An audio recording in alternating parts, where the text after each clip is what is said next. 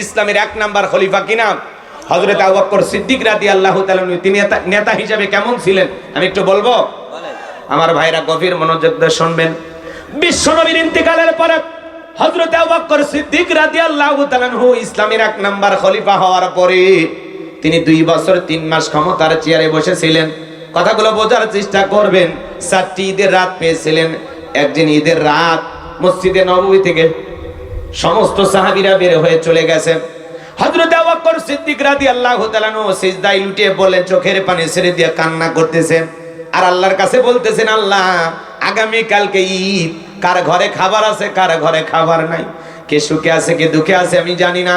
আল্লাহ গো, আমি আমার দেশবাসীর জন্য দোয়া করতেছি, আমার জনপদের মানুষের জন্য দোয়া করতেছি। আল্লাহ আগামী কালকে ঈদের আনন্দ সবার ঘরে ঘরে ছড়িয়ে দাও। বলেন আল্লাহু আকবার।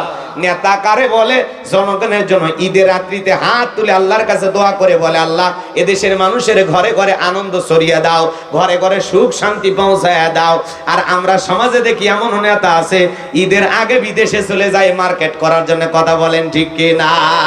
আমার ভাইরা সামনের দিকে যায়। হযরত আবু বকর সিদ্দিক রাদিয়াল্লাহু তাআলা দোয়া করে বাড়িতে চলে যাওয়ার পরে তার প্রিয়তম স্ত্রী ডেকে বলে, স্বামী আগামী কালকে ঈদ হবে, কই ভালো খাবার, কই সন্তানদের পোশাক, কই কি কিছুই তো দেখতে পাচ্ছি না আপনার হাতে।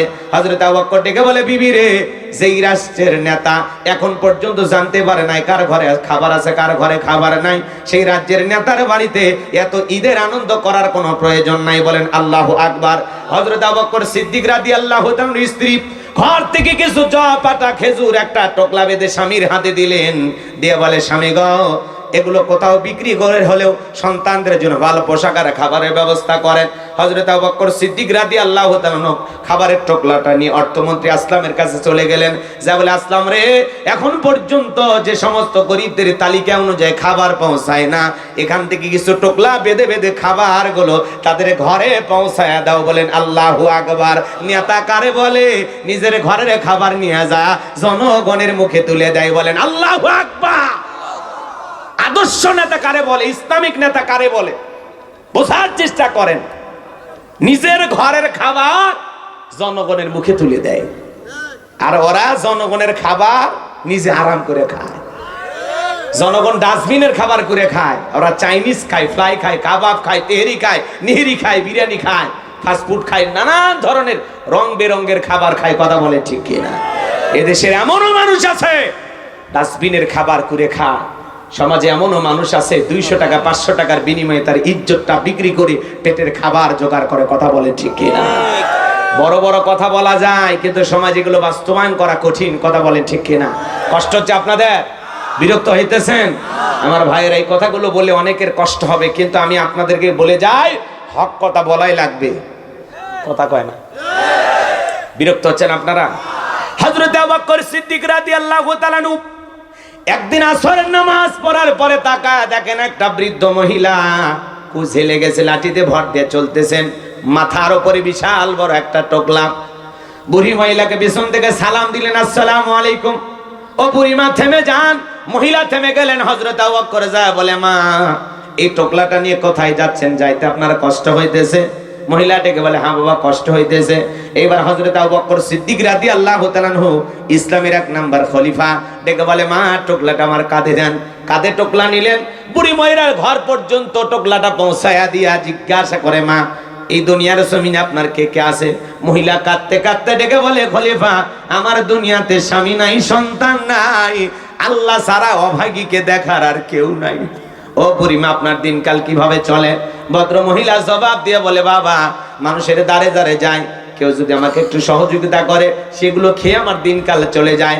হযরত আবু বকর ডেকে বলে, মা আজ থেকে আর কারো দুয়ারে হাত পাতবেন না, 3 বেলা আপনার বাড়িতে খাবার পৌঁছে দেওয়ার দায়িত্ব আমার।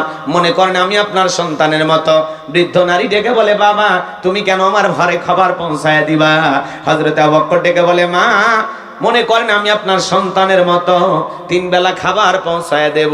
বুড়ি মহিলা ডেকে বলে, বাবা তুমি যদি 3 বেলা খাবার পৌঁছায় দাও, আমি 3 বেলা খাবার খাবো আর বেশি বেশি করে আল্লাহকে সেজদা দেব আর তোমার জন্য দোয়া করব। বলেন আল্লাহু আকবার।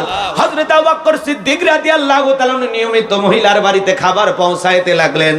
একদিন বৃদ্ধ মহিলা অসুস্থ, হযরত আবু বকর দরজায় ডাক দেয়, মহিলা দরজা খুলতে চায় না, আওয়াজ দিয়ে বলে, বাবা আমি অসুস্থ, আমার শরীরে প্রচন্ড জ্বর, আমি পাতলা পায়খানা করেছি, ঘরটা মেঘে গেছে, এই অবস্থায় ঘর খুলতে পারবো না, দুর্গন্ধে আমার থাকা কঠিন, তুমি কেমনে প্রবেশ করবা? হযরত আবু বকর ডেকে বলে, মা আপনি অসুস্থ, দয়া করে খাবারটা গ্রহণ করেন। বারবার যখন ডাক দিলেন মহিলা দরজা খুলতে চায় না।